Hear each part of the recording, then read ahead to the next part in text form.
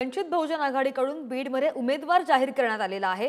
बीड लोकसभेसाठी अशोक खिंगे पाटील यांना उमेदवारी देण्यात आली आहे। भाजपच्या पंकजा मुंडे, शरद पवारांच्या राष्ट्रवादीचे बजरंग सोनवणे आणि वंचितच्या अशोक खिंगे पाटील यांच्यामध्ये आता लढत होणार आहे। तर वंचित बहुजन आघाडीकडून बीडमध्ये उमेदवार जाहीर करण्यात आलाय आणि बीड लोकसभेसाठी अशोक खिंगे पाटलांना उमेदवारी जाहीर करण्यात आली आहे। तर भाजपच्या पंकजा मुंडे, शरद पवारांच्या राष्ट्रवादीचे बजरंग सोनवणे आणि वंचितचे अशोक खिंगे पाटील यांच्यामध्येही लढत होईल। पुढची बातमी आणि बीडमध्ये बजरंग सोनवणेंच्या गावोगावी भेटीगाठी सुरू झालेल्या आहेत। ग्रामस्थांकडून शपथ घेऊन मतदान करण्याचा निश्चय ते करतात आणि बजरंग सोनवणेंच्या केस तालुक्यातील गावांना सुद्धा ते भेटी देतात। तर निवडणुकांच्या पार्श्वभूमीवर भेटीगाठींचं सत्र सुद्धा त्यांनी सुरू केलेलं आहे।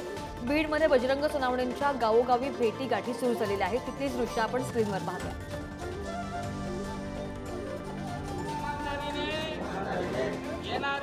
तर ग्रामस्थांकडून ही शपथ घेतलेली आहे, त्यांनी मतदान करण्याचा निश्चय सुद्धा ग्रामस्थांकडून करण्यात आलेला आहे आणि बजरंग सोनवणेंच्या केस तालुक्यातील गावांना सुद्धा त्यांनी भेटी दिल्या।